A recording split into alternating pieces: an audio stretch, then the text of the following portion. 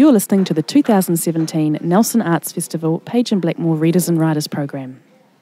This session features Anthony Byrt in conversation with Craig Potton.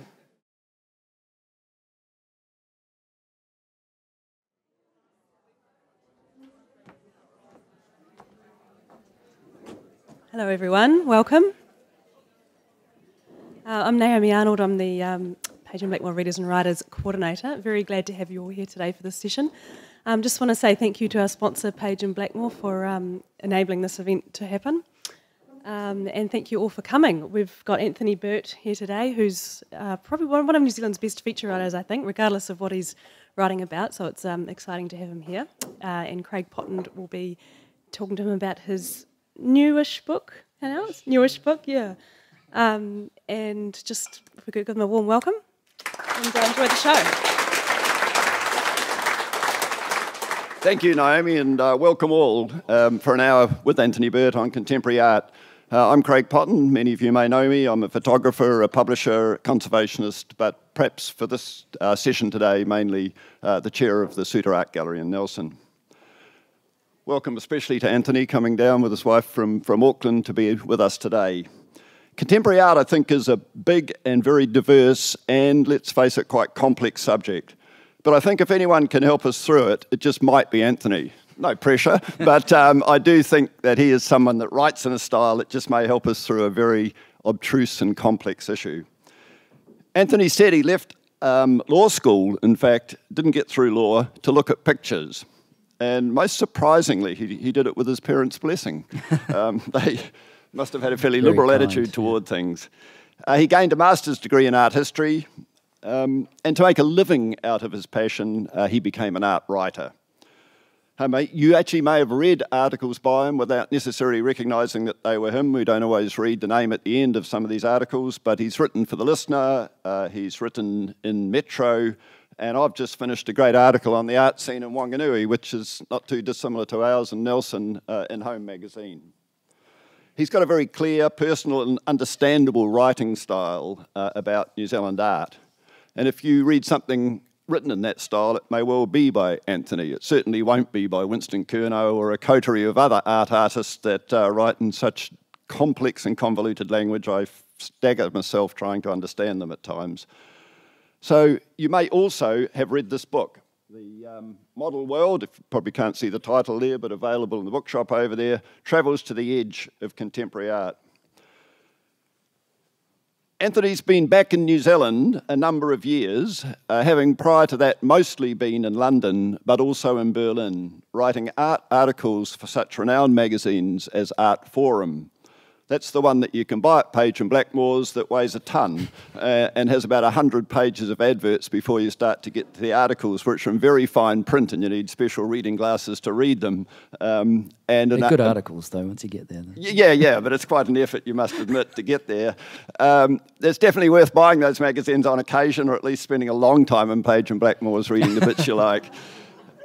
Freeze is another one which I find easier, it's lighter, both available at Page and Blackmore's. He's also done a stint as a Critical Studies Fellow at Cranbrook Academy of Art in Michigan, and perhaps if we get time you might explain to us what a Critical Studies Fellow is and does. But it's New Zealand art that this book focuses on. However, it's art very much, putting New Zealand art very much into international context. Every major artist that I've read in this book, and I went through it again just the other day, having read it about 4 months ago, is placed, with the exception of Yvonne Todd, very much in an international context. Literally, quite literally. These days it's usually a German one. In the old days it was British, or it was French, or it was American. It seems to be successful. Just being a New Zealander and practicing in New Zealand isn't quite enough in that superheated art world that we're going to talk about. Anthony's going to start our ball rolling by reading a piece from this book, just to give you some feel and flavour of the style of the book. But I thought, before he actually began looking at the book myself this morning, I thought I'd ask one question, which is, why is it travels to the edge of contemporary art? I mean, I'm a fairly blundering sort of bloke that thinks, why don't you go to the centre of contemporary art? Why is it this model world? Why don't you actually go to the real world? So I thought I'd ask you that question before you read. Great questions, both. You're a publisher. You know how hard it is to come up with titles for books. It's a gimmick, then. No, the title, This Model World, is a slight variation on a Judy Miller work, which is discussed at length in the chapter about her practice called The Model World. And I was and Judy plays an important part in the book, because the book really opens with me coming back to New Zealand, having been overseas for a long time.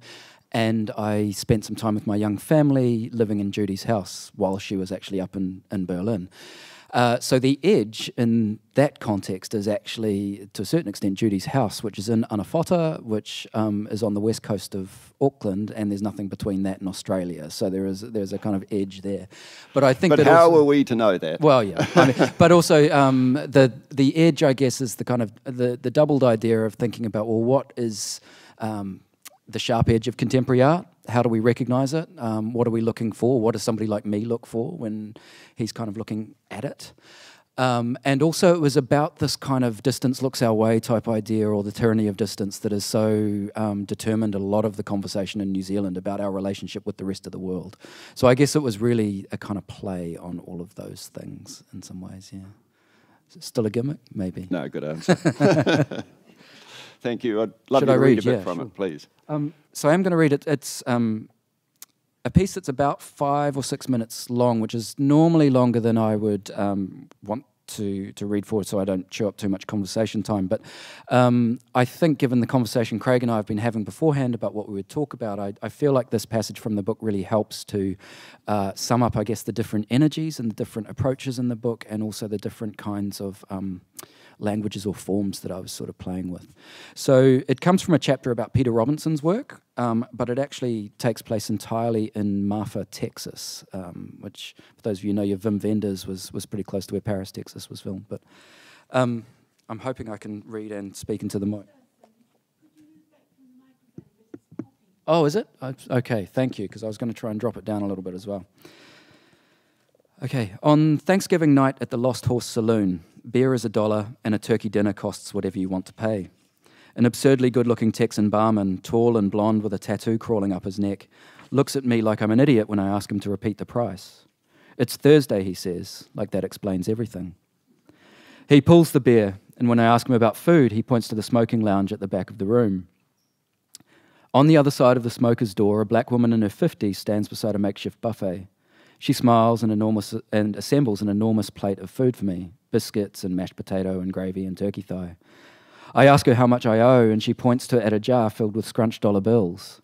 I put some notes in it and carry my plate back into the bar, sit down and watch two girls as pretty as the barman shoot pool, lining up trick shots against a wall covered in animal skulls. The towering proprietor, wearing an eye patch and a Stetson, moves through the room chatting to patrons and pauses, long enough to give me a nod. I'd set out from El Paso a few hours earlier on a 300-kilometre trip southeast along the Mexican border. As I turned off the interstate, the sun started its slide behind the mountains. Lucky Luke outcrops of prehistoric rock turned into cartoon silhouettes as the sky glowed red, then orange, then purple. Each time the colour shifted, the hill scooping up the light was surrounded by a slightly different haze, a kind of graded blue fog. Colours I'd never seen before, and yet the entire horizon was lit up with them, as though here they were the only logical possibility, the only way the world could be. Up ahead, I saw a low, flat building standing alone at the edge of the road. I pulled up opposite. It was, of all desert possibilities, a Prada showroom. A bizarre thing in a bizarre place, hunkering on the side of US 90 and showing signs of its age, windows grimy, awnings torn. As the last of the light faded, bulbs inside illuminated stiletto-lined shelves, weird late capitalist relics inside a structure well on its way to ruin, another scar in a landscape full of beauty and glory and death and art. The sky fades to black.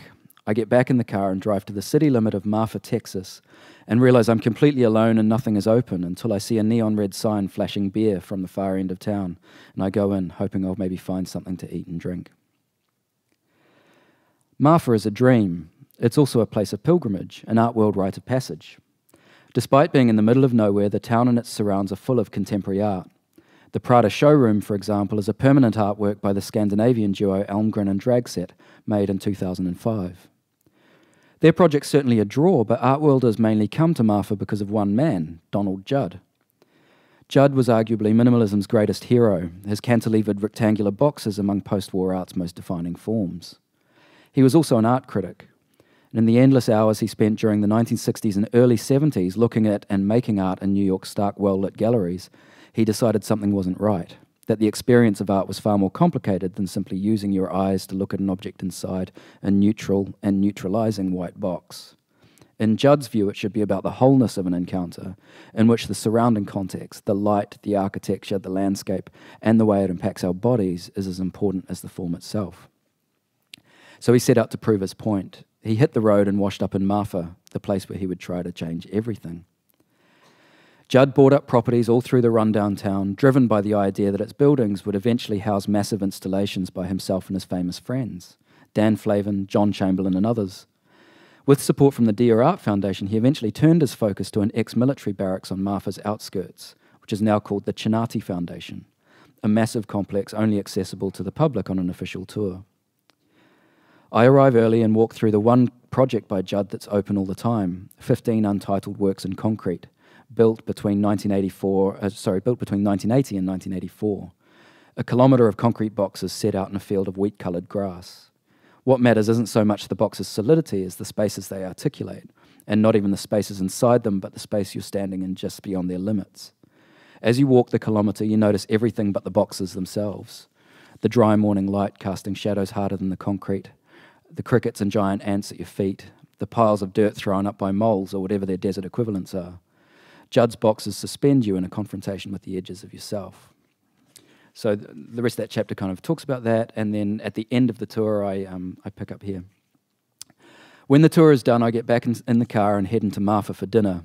It's Friday now, the night after Thanksgiving, and more things are open. I choose another bar, a big barn of a place, wondering if maybe there'll be some live music later. Instead, there's a big screen on the stage playing a film. I've walked into a Big Lebowski marathon. I order a beer and a sandwich from the bartender and ask her how long the movie's been running. This is like the 8th fucking time, she says. Then she kicks out a smart-ass local loaded up on too many white Russians. It's been a long day. Marfa, for someone like me, is a sacred place. It's about what's possible in the relationships between objects, space, and the sky. In that, I decide there's something extraordinarily optimistic. It's also a seductive mix of Americana, minimalist sculpture, and rampant knowing hipsterism. No one puts the Koons brothers' masterpiece on repeat in the middle of the desert without a decent dose of self-awareness. Marfa is a place that shouldn't exist, but it does, because of the transformative force of one man with a plan to change how we think and feel about art and the world and our place in relation to both. Brilliant. Deserves an applause. Anthony, a lot of that is quite personal. Yep. It's your response to art rather than describing the art per se. And I'm fascinated when I read the book just how many personal references come through that book. If you've read it, you'll know what I'm talking about. If not, you'll find it there. And some of them I find quite cryptic. You had a difficulty with the birth of your son. Yep.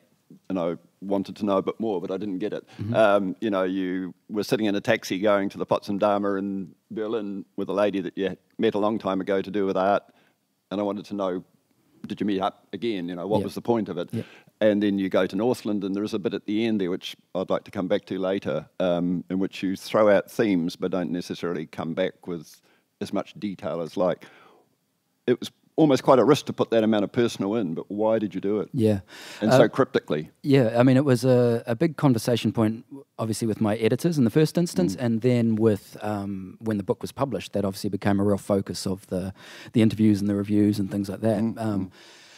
So really, the book started out as a conversation with my publisher, Sam Elworthy, at Auckland University Press, and we were talking about what we would kind of work on together. And one thing I was really certain that I didn't want to do was write an art history. I didn't want to write a history of the last kind of 20, 25 years of New Zealand art, for instance. And what I really wanted to do was to deal with particular figures who I saw as being significant here and who were also developing a kind of global platform. But in order to do that, I needed to put some kind of parameters around it. And so as the book really evolved, we realized that what was driving a lot of the stuff that I wanted to write was the desire to be in the studio alongside these people, so to have their voices kind of heard and come through. But from a feature writing perspective, you know, at a certain point, the I has to come in. You know, the subjective has to come in, the journalist or the author or whoever it is. So it became a kind of like tightrope act to think, well, how do I make myself, to a certain extent, as vulnerable within this book as the artists are themselves, by kind of allowing me in and seeing the work as it developed. And also the other thing about it was that the book is what I would call a very embodied way of writing. You know, really what I was interested in was finding a language that honoured or gave tribute to the actual physical experience of being with these things. But in order to do that, I felt like the reader had to know something of who I was, and a big part of that was why I was back in New Zealand in the first place, you know, so what my story kind of became. Because otherwise it just would have seemed like a really arbitrary time frame, you know, like why have you chosen 2011 to 2015? Why don't you choose 2008 to whatever, you know?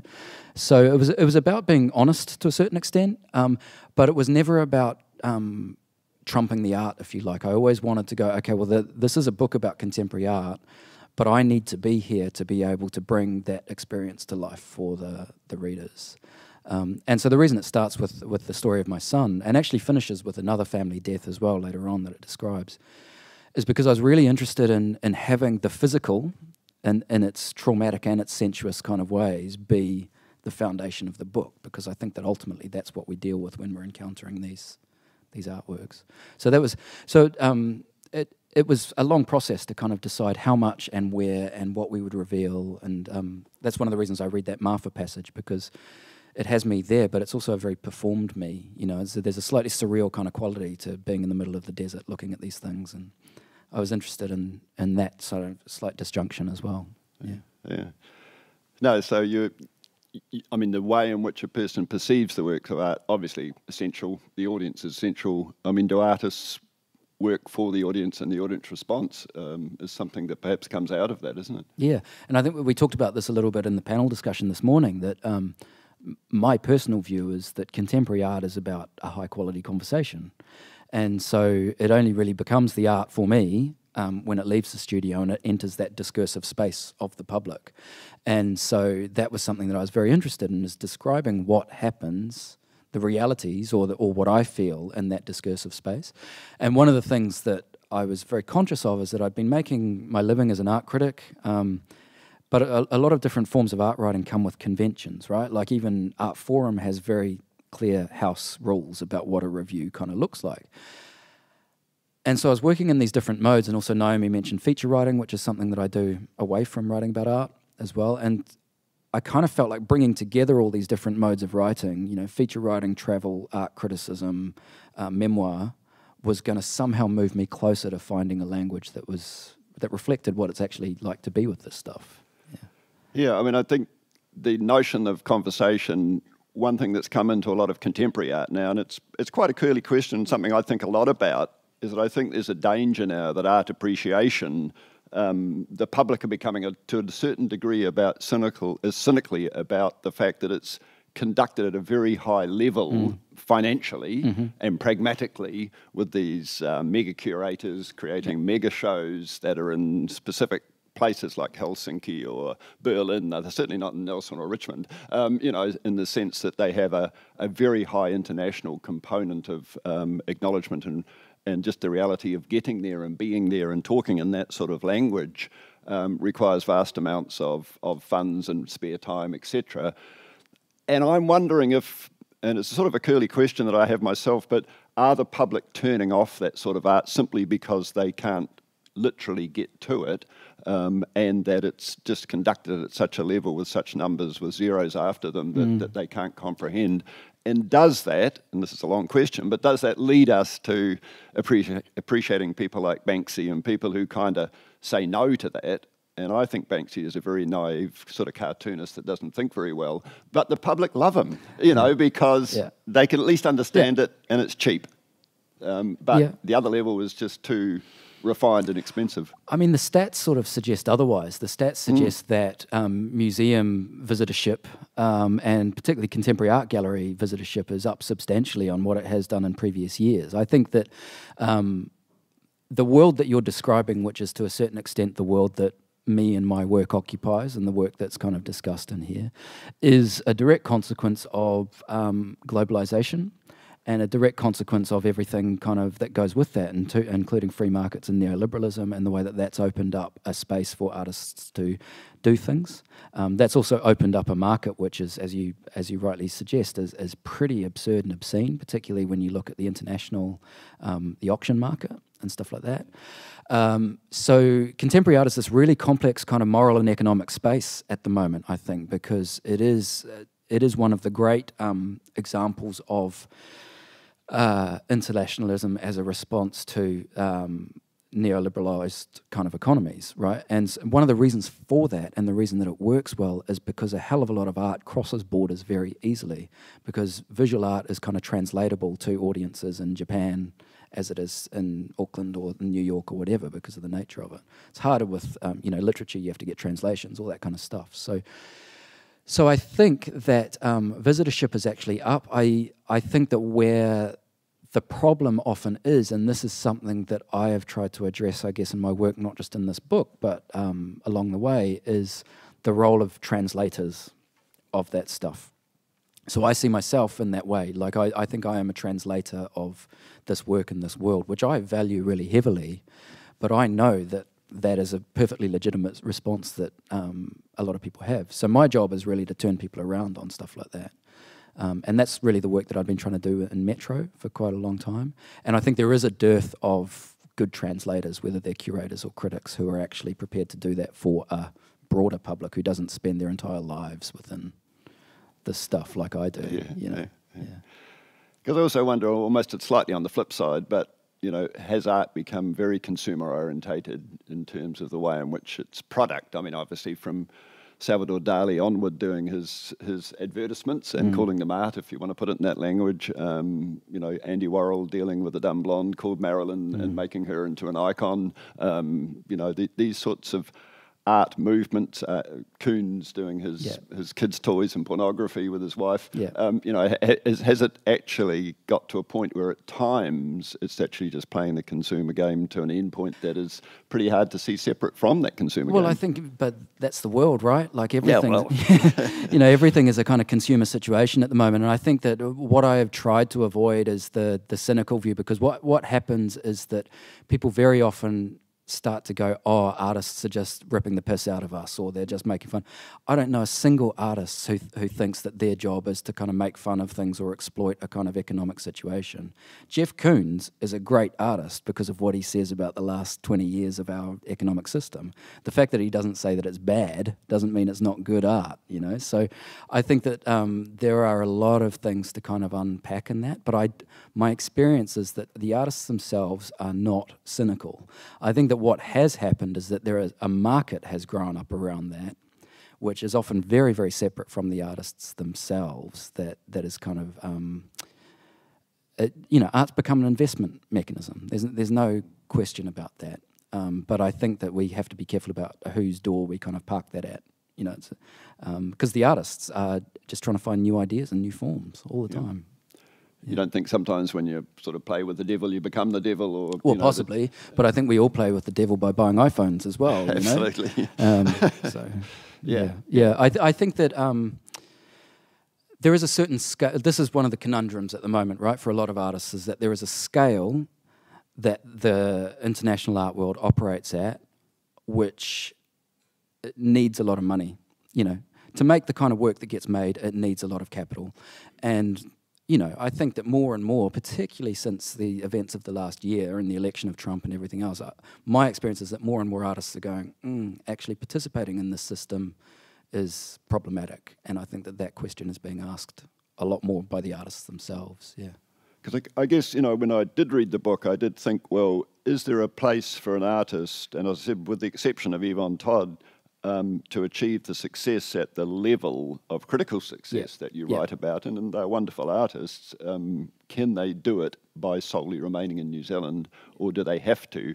Francis Hodgins, it's not a new thing, had to go to Britain. Our writers had to go back to the homeland, as they originally called it, if they were Pākehā, but do you think you can be working at the highest level of art internationally and yet not attending all these art freezers and art places and being represented in Berlin and other places, because your book gives the lie that that's possible.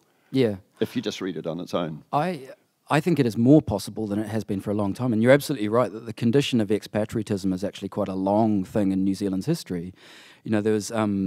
I was up in Wanganui recently, as you mentioned, that article I've written, and, you know, Edith Collier in the early 20th century had to take off to London and do that, and was taught by Hodgkins.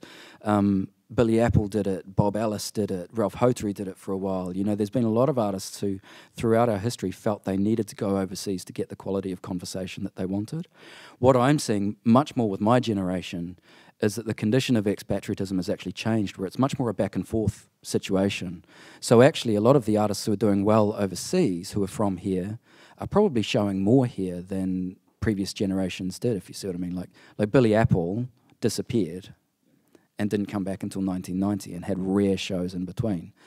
Simon Denny or Ruth Buchanan or whatever are on an 18-month cycle with their dealers in Auckland, just as they are with their dealers in Berlin. So I think that to participate in that global contemporary art world, one does have to be over there and one does have to be doing things, but that doesn't preclude having a base here. And I think Judy Miller is a good example of that, actually, as somebody who spends more of her time now here rather than in Berlin, but still has a very successful career over in Europe. Yeah. A slightly different angle too. I love paint, and I love painting being put on by someone that's got a brush and making marks on a piece of canvas. So, you know, call me old-fashioned, but when I went through that book, there weren't too many artists that were of that sort of nature. So we're dealing with the issue of sort of contemporary art in terms of being conceptual. The idea is very significant, which I don't for a moment think hasn't been important in all art. But in terms of practice, how do we get that idea across? We seem to be seeing less and less of the painted canvas than we've previously seen. So I wonder about people, like John Walsh or Bill Hammond or other painters who don't go into so much into the obvious conceptual variation of the way in which we can use new technology, but still stick with the oils and the brush. What's their place in your contemporary edge of contemporary? Are they further on the edge, or are they? To a certain extent they are, but I think it's a really valid point because, as I said at the start, I decided I didn't want to write an art history, whereas if I had written an art history, you would absolutely have people like Bill Hammond key within that, right? You know, because he is absolutely key to our kind of discourse here, and he makes really, really important things, and he makes things that people love as well. So that's not to dismiss what he does, or that the fact that he bases himself here is a problem. I think what comes through in the book, and I think in a lot of my work, is that I participate in a contemporary art world, you know, and my contemporary art world is the one, frankly, of biennales and international stuff, and that is a particular kind of conversation. And one of the things that I often say is that the contemporary art world at the moment, it operates a little bit like the high fashion world. You know, like you have like Milan Fashion Week and then you have London and Shanghai and whatever. The biennales are kind of the same things, right? And so basically what happens is that when you go to those fashion shows, as a fashion critic, you would know that 90% of the stuff that comes down the catwalk everybody's going to forget, but every now and again there's going to be a piece that really changes things. These biennales and these art events are exactly the same thing. You walk through them and you go, okay, there's a lot of stuff here by a lot of different people, a lot of stuff I'm going to forget. But every now and again, there's that thing that does actually change the conversation. And that's ultimately what somebody like me kind of looks for in those events. But it's a different thing from the art world of the Bill Hammonds or whatever. It's not to say that that's not valid, it's just that it's a particular bubble to a certain extent. Yeah. There was a dingle in the audience then. It wasn't Naomi telling us it was 10 minutes to go Surely before not. one. Surely not. No? Okay, we'll keep going. Ice in a glass or something. Bangles. Because neither of us have got the phone going up here, but it was Bangles, that's what it was, yeah. 1980s pop group, wasn't it? Yeah. The last chapter of the book, I was fascinated, it's my bent, where you go to Hokianga and you say it's a place that's become completely marginalised in the last 100 years through, the practice of contemporary capitalism not seeing value in that place anymore because they've taken all the kauri, they've got rid of everything that was valuable, they've ripped it off and they're out of there. But it suggested to you that it also is a good place for us, as it was for Colin McCahon when he came back from America, to ask in his Northern panels, do we have enough love of the land, etc., to ask what you've called a question of faith and I was going to read it out, but it's to do with spirituality. Yeah.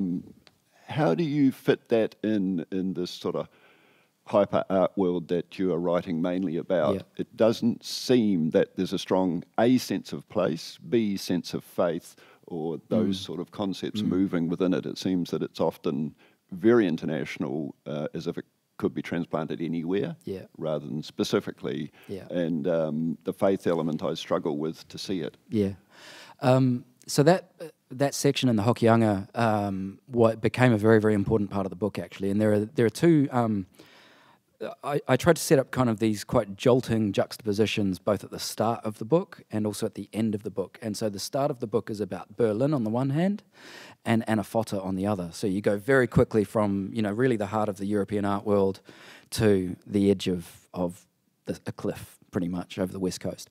And at the other end of the book, the last big chapter is about Simon Denny at the Venice Biennale, and then it's instantly followed by this shorter piece about being back in the Hokianga. And I was really interested in making those kind of juxtapositions and those jarring effects, because the thing that I realised as I was writing the book, it wasn't the starting point, but actually this book was really my attempt to find my way home after having been a long time away. And also the other thing that I realised is that actually all of those artists who I talk about in there are dealing with local content. Every single work in there points to something local. The question is that they use forms which are recognisable and kind of have a language that kind of speaks to this kind of more global situation. And that was something that I started noticing more and more as I started working on this stuff. There was a New Zealand connection, and I think that a lot of artists, even the New Zealanders who are based overseas, like Simon Denny, think about New Zealand as being a driving factor in their work all the time. So I think that place actually is very present in a lot of this work. It's just the way that it makes itself known is perhaps different from some of the nationalist kind of discourses that we've become used to in art history. You're looking very doubtful. I'm looking very doubtful. I mean, I don't know whether people in the audience are familiar with the major 6 or so artists in there, but I really struggle to see, the New Zealand landform, or even our, sort of late Protestant understanding of faith in the New Zealand context that McCann dealt with, or whatever. Yeah, sure. I just fail to see that in there, and it does lead on to a question where you said that within the book that Judy Miller was, intensely political, and I think politics and faith run together. But I was looking at her work and looking hard at her work and thinking, well, how is it political? How is it related to that question? You've said it is, but I can't physically see it in the work. But my view is that artists, or good artists, are always inherently political, because what they are doing is they're, in that conversation, in that discursive moment, trying to affect the way we think and feel about the world around us. That is politics. That is political. I'll go with that. The other thing is, although the New Zealand landscape might not be in there, Simon Denny's Venice Biennale project was entirely based on our role in Five Eyes and its connection back to Nikki Haga's book Secret Power, and previous to that our nuclear stance and our suspension from ANZUS, So it might not be that the New Zealand hills are in there like in a McCann painting, but there's a hell of a lot of New Zealand in there. Shane Cotton's work dealing with moko mokai, which are some of the most traumatic forms that we have in our colonial history, that is a deeply New Zealand project, and it is a deeply weird and problematic New Zealand project as well. So that for me is how place emerges within this book, and I think that all of them have some sort of politics, but it's often it's a grey area politics. Good artists, I think, don't always tell us how we should think, and actually what they do is they create problems for us. So Shane's paintings to me are a problem. Right? Like, what does it mean for Shane to represent toi moko or moko moka? For those of you who don't know what those are, they're the preserved heads that were basically traded in the 1830s, sort of 1800 to 1830s, and ended up in museums all around the world. It's a big deal for Shane to actually put that on a canvas in terms of tapu and in terms of all sorts of stuff. So that is the way for me that politics kind of plays out. The faith question is a separate one and an interesting one. And for me, it's less about a kind of inner spirituality, I guess, but more about a reaffirmation of physical experience and physical encounter and the intimacy that comes with that. And also that what flows on from that is empathy as well. And I think that art teaches us a tremendous amount about empathy, our ability to be with each other and to be with things that challenge us and all that kind of stuff. So those for me are the kind of faith elements that I sort of look for. So it's less about a specific religion or the kind of Protestant language, as you say, and more about this attempt to unsettle or destabilise the way that we think and feel about the world, which I think is what that book did for me, as I went through it. Yeah. I mean, the most disturbing of all of the work that's being done now, and obviously being internationally recognised, as you put it in there, around those sorts of questions, as you've just alluded to, of course, is Simon Denny's work. Yep. And myself and Robbie Burton own a publishing company that published Secret Power, the first of those books that Nicky Hager's gone on to work on. And if I could bear with a moment with the audience, I'd talk a little bit about the fact that when we were about to publish that book, we obviously knew that there were very serious questions around revealing state secrets, would need a great deal of lawyers sitting behind us in support of us, and we went to see Hugh Rennie, who was a great solicitor at the time, and he sat us down in that big black monolith of a building called the BNZ in Wellington, and said that if it went wrong, we could be had up for treason in publishing this book. And if you're had up for murder, they usually, with good time, give you 20 years or 15 years. But if you're had up for treason, they just throw the keys away. And it meant, effectively that we wouldn't have a life outside of prison if it was shown to be treason. A very, very serious issue. Yeah. Very serious, the extent to which we should have surveillance of people and how much should that information be available to an American president, but not even to our parliament, which was the essential guts of the book. Yeah. And it is that way, and it's still that way. Yeah. And I understand that at a political level. I'm a political activist, but I struggle with Simon's work taking those ideas, making them into something that is aesthetic, doesn't have to be beautiful. I'd very quickly say it isn't. Yeah. I think Simon would agree with you about that. Actually. Good. I'm glad that's the case, because I'd really struggle on the notion of beauty or aesthetics in there.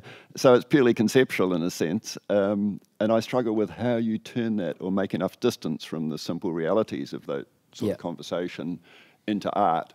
So tell you about Simon Denny. Could you help us through that? With Simon Denny. Help us with Simon Denny, because he's our best known artist, but how many people in the audience know and love his work intimately? Couple. There you go. 2, 3, 4, 5. Yeah. Okay. Help the rest. I will. So the project you're describing, for those of you who don't know it, is that in 2015, Simon was the New Zealand representative at the Venice Biennale, and the project was called Secret Power, and it was based on Nicky's book, and Nicky was a special advisor on the project, so Nicky went over to Venice and kind of helped Simon with this. But what it was actually based around was the Edward Snowden slides that had been leaked by Snowden, and in particular the role that was shown to be New Zealand's within the kind of Five Eyes network. And so Nicky had already prefaced this in Secret Power, obviously, but it was the Snowden revelations that really told us the extent to which this was pervasive, and the sorts of systems that had been built to do that. So I think Simon having Nicky involved was a kind of both a homage to him, but also a kind of acknowledgement that this guy had really broken ground in this stuff even before Snowden, and that was very important for Simon to deal with, and that Simon wanted very much to use his international platform to explore New Zealand's implications in these networks of surveillance and oppression, ultimately. But he is a maker, he's a sculptor, he's not a politician, so he was always going to translate that form. And I think where Simon's value is as an artist, his tremendous value, is that he is consistently and constantly finding new form. And that is a really, really important thing for an artist to be able to do. So his job within that, basically he took the flat, ugly PowerPoint slides, like a lot of you will have seen them, it's like Microsoft clip art, but it's from the NSA. And he redimensionalized that. He made it real in space, and so it kind of warped and it twisted, and it was a new way of seeing digital form in real space. But I also think it was a very political show, and there were some supporters of the Venice Biennale who decided they didn't want to be involved with that anymore, both because of Mr. Hager's involvement and because of the nature of the content, So it was pretty confrontational in that way. The other really important thing that he did is he he and his collaborator, David Bennyworth, tracked down a guy called David Darchicourt. And David Darchicourt is now a freelance illustrator and designer, so you can hire on the internet. But he had, between 2001 and 2012, been the lead designer at the NSA. So this was the guy who was, if not designing these slides, certainly overseeing the brand guidelines in-house at the National Security Agency. So Simon and David commissioned Darchicourt to make a whole lot of illustrations for the show without telling Darchicourt what the project was at all. So basically what they did is they did a kind of secret power, a kind of NSA move on this ex-NSA employee. And what happened the day that opened is that The Guardian phoned this guy Darchicourt and said, do you know there's this New Zealand artist and you're in the middle of the Venice Biennale at the moment? And, and so Simon hadn't cleared anything with security agencies or anything. And, so it was, I think, a risky project. But ultimately it was about how we see, and that is a political thing, but he's really trying to find new form for these ideas. So every time he pushes us to see in a new way, to me, he's being political. You're not so sure? There's no doubt he's being political. He's being philosophical. But you're wondering whether he's being flippant? No, I'm wondering if whether he's an artist or not. I'm wondering the extent to which, art being something that you take a concept, and the way I understand it in art is that you detach yourself from it, so that you look at something, be it love, be it a building, be it a concept of surveillance or whatever, detach yourself sufficiently to make an archetypal form that represents itself to the public in a way in which they can appreciate some of your inner turmoil and empathy around that. And it's that last jump of the form with the audience getting it back in a way which works with them as an artist rather than as just a hit you in the face with this is a serious social problem. Yeah. I think that also what he's doing, though, is he's absolutely looking at things like these machines that we all carry in our pockets now, that we didn't carry in our pockets 10, 12 years ago, and looking at the impact on those on our ways of seeing. And so I would say that, like for me, there is that final stage where I see how it becomes kind of art and it becomes empathetic and all that kind of stuff. But it's interesting you asked that point about whether Simon's an artist, because he often very consciously talks about himself as an exhibition maker, which is also another way of both referencing the art world, but it also references the world of corporate expos and TEDx and all this kind of stuff as well. So he is, in that sense, I think, a very Warholian character. It's very hard to know what Simon thinks at any given moment about a particular thing. But just like Warhol with Marilyn or Elvis or a car crash, he goes, look at this thing from the culture. I'm not going to tell you what to see or what to think, but look at this thing, and I'm going to show you a new way of looking at it. And that, I think, is very Warholian. And that would be people have mentioned Duchamp in relation to Simon, but I think that Warhol is a useful reference point for him too. Yeah. Particularly with that whole popular culture. Yeah, exactly. The thing with Simon is that he doesn't make up anything. Everything is found, and it's almost always found on the internet. So we're doing another project together at the moment, which is very much about that as well, where all of the material is sitting there out in the world, just waiting for the people to kind of connect the dots, which actually in a weird way is what Nikki has done with the books that you've published. Sure. I might just ask if there's any question in the audience at this point during the discussion, because we've kind of got tracked into one artist, and I think it's at the nub of why people respond positively or negatively. And I know, for instance, Jenny Gibbs, one of the great helpers for Venice Biennale, but she's helped out the Suter Art Gallery in Nelson, equally important. She, took umbrage at the fact that my good friend Nikki Hager's work had been used for this artwork, and I can understand why she did, to be frank. So I have an empathy on both sides. But do people struggle with Simon's work, or do people avowedly... You're convinced now, surely. Yeah, Josie. Definite struggle. Yeah.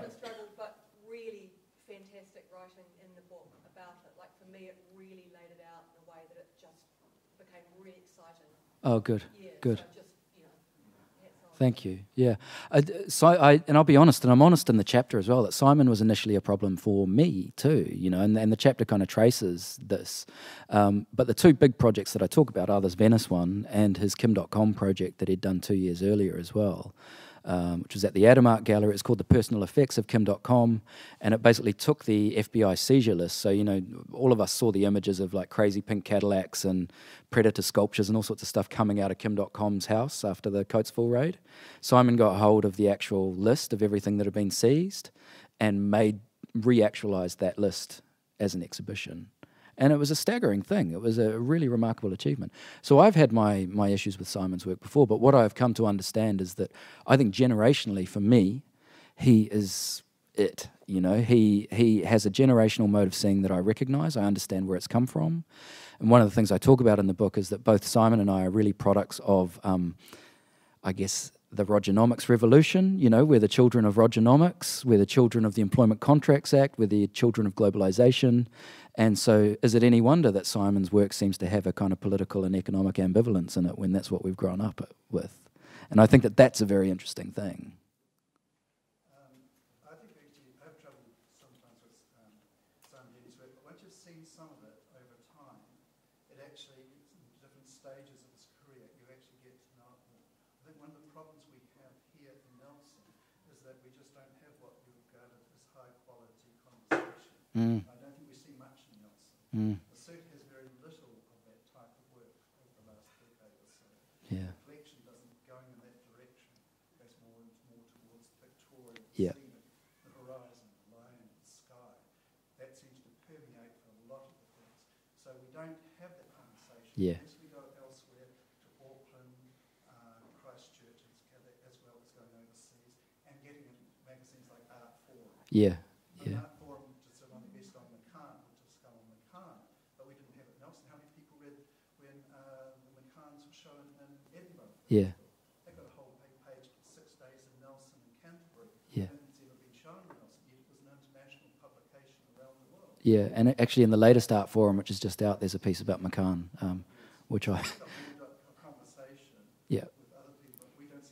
This is often the way with our best, I think. I don't think it's a Nelson-specific thing. I think that sometimes, I think we do have a particular culture, and this is a much broader conversation, actually, but one of the things that I think that we don't give our artists enough credit for at the moment is that they are public intellectuals and that they are there to confront us with problems and to make us see things that we might not necessarily want to see or to confront, but that is their job. And New Zealand doesn't have has a strong history of anti-intellectualism in that way, and I think that does affect the likes of some of the younger artists who are looking ambitiously at things that might confront us with stuff, and they go, actually, I might find a stronger or better audience for that in Berlin. Yeah, and I think also, Errol, thanks for that point. We did try to get, for the opening of the new Suter, 6 days and nights in Takaka, we tried to get The Promised Land, and both those paintings, right up to the last week and a half, we were still determined that we would get, but the institutions that are holding them, the Auckland Art Gallery in particular, were so difficult, it became impossible for us to actually get the works. So there's become a sort of and I mean it's a segue question here in a way, but there's become a preciousness about the best art kept in the best places. Yep. What should little old Nelson do to break through that? I mean, to get Simon Denny's here, or to get even, the Takaka painting here, it's thousands upon thousands upon thousands of dollars. Yep. So we're almost, gone circular back to the start of the art world, speak through money. Yeah. But what should we do in Nelson? It's a good question. Thank you, Errol. What should the Suter do? Yeah. I'm changing tact, and I'm sure you mentioned it a bit this morning. Yeah. So that it stays in this debate. Well, we talked this morning about things like residencies and just trusting curators and artists more to bring in work that is going to confront or challenge. But I do think you're absolutely right, is that the financial side of this thing is really tricky. And one of the things I'd point to is that there's me and a few other people have been advocating for a while that we send a big Colin McCann show to the Venice Biennale to represent New Zealand. And the year to do it would be 2019, which is the next one, which is when McCann would have turned 100. The reason that can't happen is because of the insurance on those works. So these things can't leave New Zealand anymore because of the way that we have started to value them. So that is a problem. And equally, I mean, the Suter can't afford a Simon Denny, nor can the Auckland Art Gallery, you know, that because the private market has kind of started to determine something. So it is a very complex space that the public institutions are in at the moment. But I think that there are ways to approach artists and to say, we'd like you to do a project here, and to trust those artists, I think, to be, you know, maybe it's not just the Horizon Line or the pictorial, it's something else. You know? Well, I think the Simon Ingram sticking up for what we're doing at present is one of those sorts of situations where, no, I agree. You know, he's come with an idea that he has not yet done. So this is some new concept that's being done in the Suter. You know, you saw it at the Suter first, if you wish to put it in that language. But yes, you negotiated at the time, and often it doesn't involve finally just a crate for. I'm remembering now, for Taka 6 Days a Night was $6,000 to make the crate to send it from Auckland to Nelson. That's what they asked us. We just don't have $6,000 for crates, you know, time and again for each painting. Yeah, and so it has become too precious. There's no doubt about that. Well, yeah, it has, and I think also that's the thing we can never get away from with art. You know, is it's the like freighting and just the sheer practicalities of getting stuff around is a nightmare. You know, it's very, very expensive to kind of ship work and all that kind of stuff. So that does place some limitations on it. But I do think that my experience of my generation of New Zealand artists is that there is a really strong willingness and enthusiasm for working here in some way, you know, to be able to have relationships with New Zealand institutions. It might be that they're based in Berlin or they're based in Amsterdam or whatever, but they feel strong connections to this place, and there's a bunch of them who are doing great work at scale.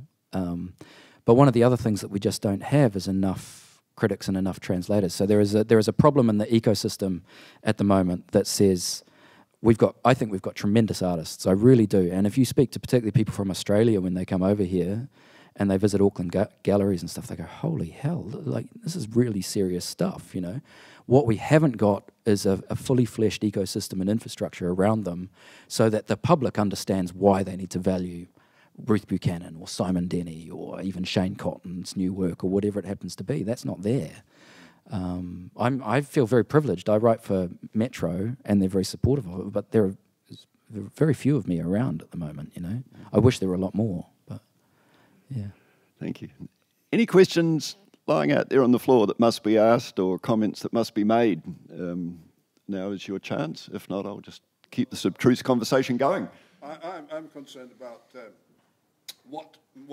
how do you know when an artist is successful? Yeah. Because you've been talking about these successful artists, and you've mentioned names and so on. And what happens, as I see it, is the names get bandied around and they get published, and articles appear about these people, and these become more and more famous to the detriment of anyone else. There must be thousands of artists out there in the world. And I think there's a rule, isn't there, the zip rule, winner takes all. As soon as one person and a new artist is mentioned and by critics and art gallery directors, then of course that's the one everyone must have, and no one's interested in the others. So what can you do about this imbalance? I should just say at this point that we're being podcast, so they are asking us to ask the question again at our microphones because it's not being picked up, your question. Essentially, it's a question around the fact that does success breed success, and how do people, once on that gravy train, they're known, but once not on that gravy train, how do they get onto it? What is success? I always like to quote Bob Dylan, which is, there's no success like failure, and failure's no success at all. But I'll leave that with you, Anthony. I think to a certain extent what you're saying is right. I think that from the artist's perspective, as I see it, is that even these successful artists that I work with or write about in this book, success is not their motivation. The highest quality conversation they can be part of is their motivation. So if they see that that's in Berlin, or if they see that that's in New York, or if they see that it's in Sydney or Nelson, that's what they seek out. The question is how the infrastructure around it recognises newness and recognises new talent and all that sort of stuff. And from my perspective, and I think I mentioned this morning, as a critic, my job is not to tell you what I like or what I don't like. My job is to try and tell you what I think is good or not. And for me to be able to assess whether it's good, I have to have some sort of criteria around that. And for me, it's always whether I can recognise that that artist is trying to advance the conversation that they're trying to be a part of. So if I can see that, then I'm going to write about that person. So that's the way that I kind of decide as one critic within this infrastructure how I see value within within new work. But I think that, particularly in Auckland, a lot of the dealers are very good at giving platforms to new artists and to picking up on new talent, and they go to the art school end-of-year shows and all that sort of stuff. And we are actually, although it doesn't always feel like it, we are quite lucky in New Zealand in that we do have quite an art literate public and a lot of collectors, a disproportionate number of collectors in New Zealand compared to other countries, and people who are actually prepared to pay for the stuff. So there are kind of good things about working from here as well. But, oh, definitely. Not all doom and gloom. No. There was another question. Someone had their hand up in the middle area there. Oh, yes, please. I'm just intrigued about accessibility for art, and a lot of this conversation today, this morning and now has been about that. One of my thoughts about Simon Denny was the fact that Te Papa actually purchased part of the artwork. Yep. I had been going online. I couldn't afford to go to the Biennale in Yep. Venice. Love to. Got to get Lotto.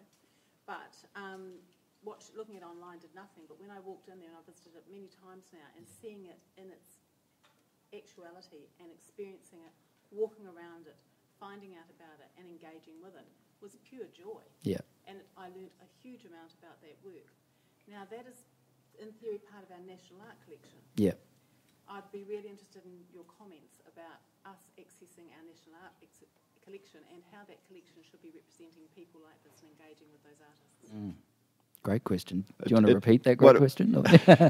Well, no, the question's about accessibility to see someone like Simon Denny, and a country as small as New Zealand, obviously, only a few institutions can have artists of that quality and that cost.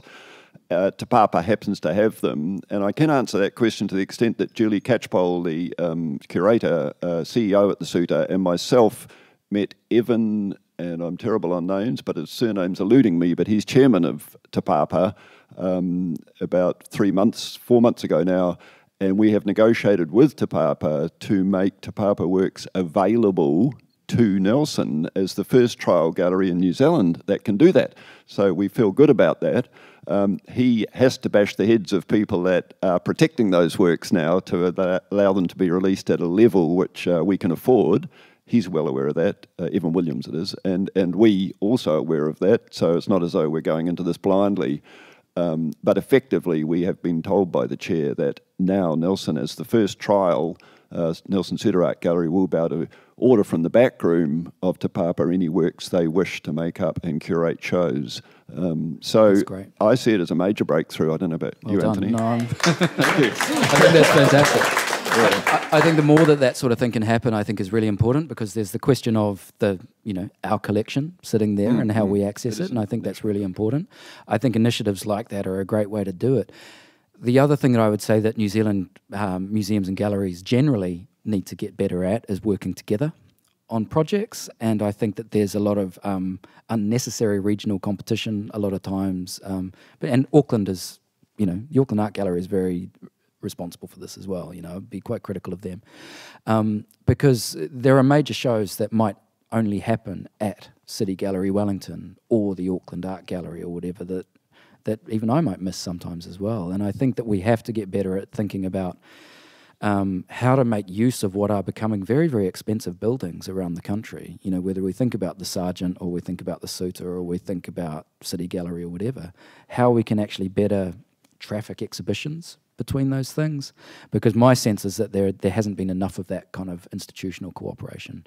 And so that might well mean that if a Denny or a Billy Apple or a Judy Miller or whoever does a big project in Wellington, that it is actually going to get 3 or 4 other showings as well.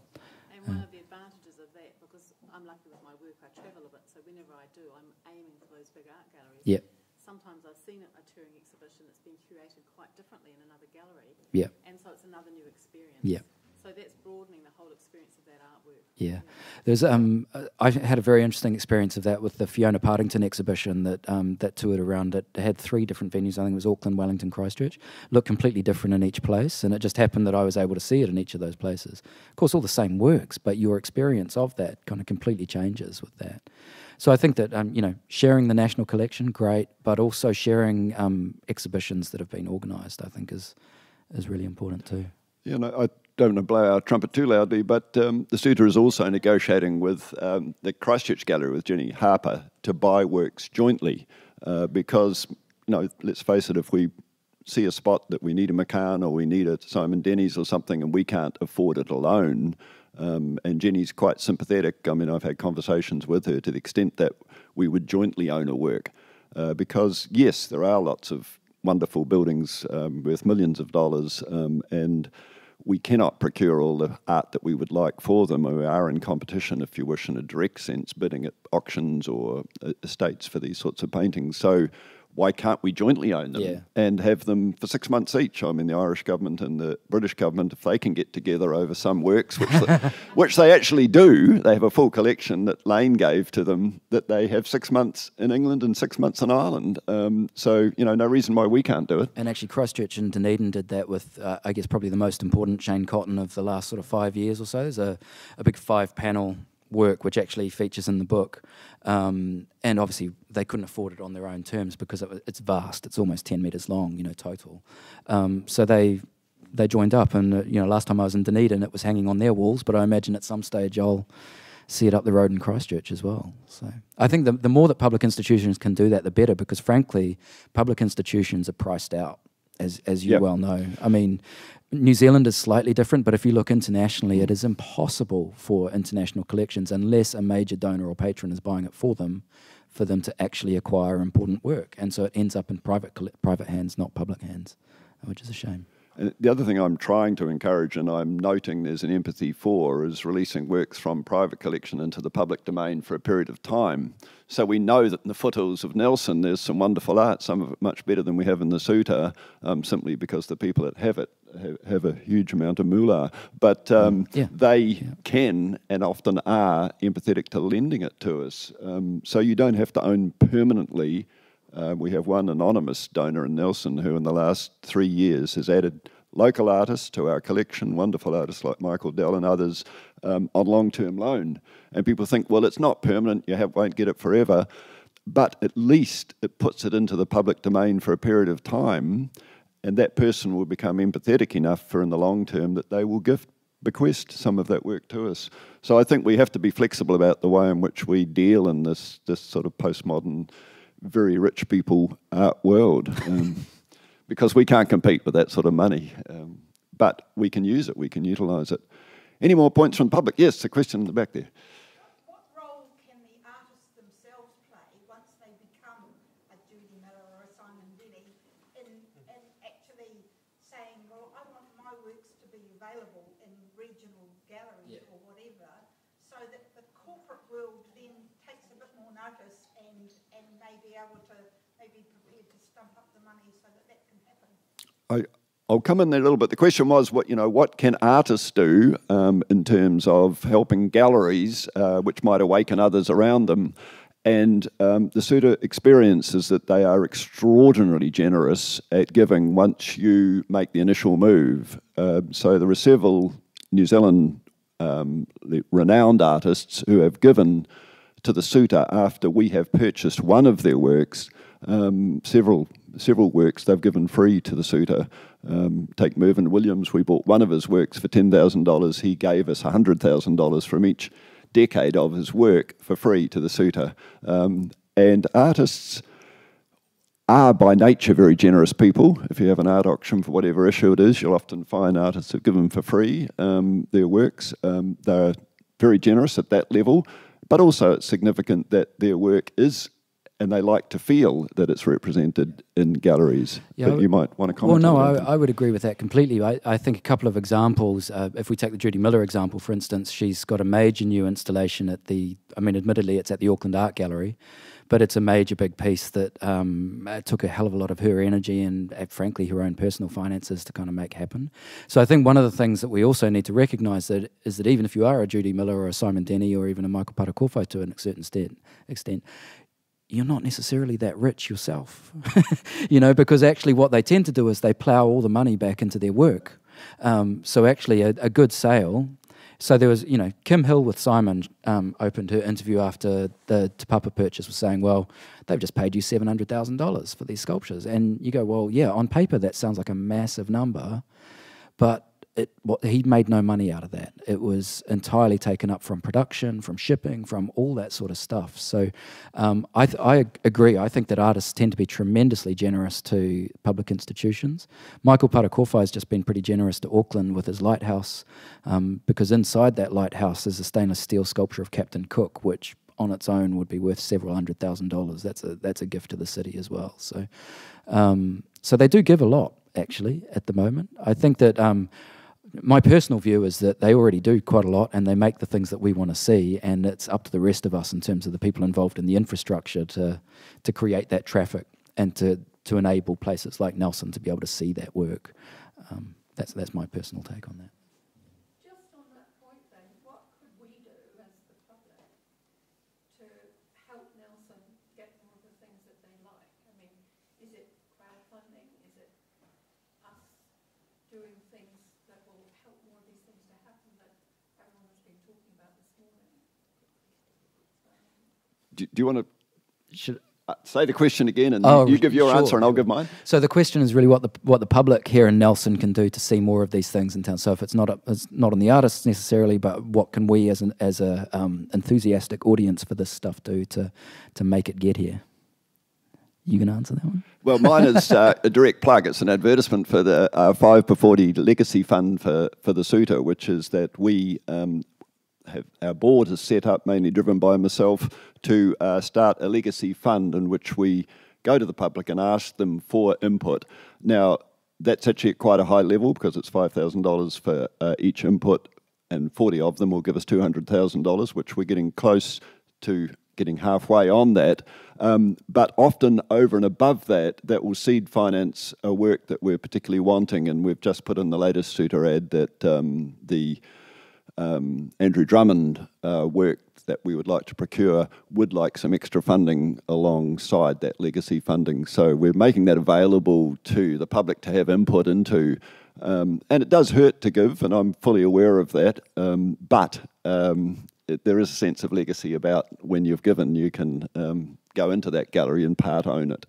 I mean, I think what amazed me about the rebuild, which was a $12 million. We thought that was big money until I was talking to John Gowell in Auckland, and he said their rebuild, they missed by about 15 million. So what they missed on was 3 million more than we actually built the whole bloody gallery on. But so I felt a bit better about that afterwards. But by having to go out there and raise that money rather than having it given by the local authority, all of it, or by national government, they both gave, so let's be clear on that. But because we had to raise that money, we actually got more belief in that building than if we hadn't had to.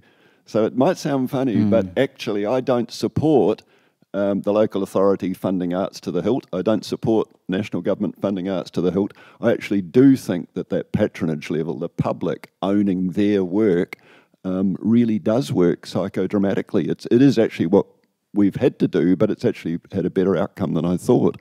So more and more people are going in there and saying, well, I helped procure that work, I helped build that building. It gives a sense of ownership. But I don't know whether you want to comment on that or not. I mean, I would put it slightly differently in that I think councils do have a real responsibility here, actually, but I think that councils very often underestimate the curiosity of and the breadth of the public who wants to see these things. And I think that that's one thing that, in terms of, that people can make the council aware of, is that there is actually an enthusiasm to see good, challenging, contemporary art at scale, because unfortunately we live in a funding environment, both at council and CNZ level, that's entirely based around metrics. It's entirely based around, kind of how many people can you get through the door. And the challenging thing for contemporary art is that no matter what you do, you might not get that many people through the door, actually. So we have to have a different conversation about why we value this stuff, what we value within it, and why we see it as a basic kind of civil function of a community that we support our artists to make things that are going to challenge us. And that's a national conversation to be had. But I think it's important for the audience that is there to have people know. And if you hear a councillor sounding off about a new public sculpture or a, whatever, let them know, because they're, they're ultimately, or chuck them out or whatever, I don't know. But Wanganui's had a checkered past there, hasn't it? Well, yeah, I mean, Wanganui's a good example, right? Like, But I'm sorry, I really must interrupt. I've got the word that we've used up our hour, and we have to thank Anthony very much for coming down from Auckland and for sharing his thoughts and his time and his intelligence and writing this book that we can all buy at Page and Blackmore's. Thank you very much, Anthony. And I'm sure on his behalf, I'm sure we'd both like to say you've been a wonderful audience. Thank you. Thank you. Thanks very much.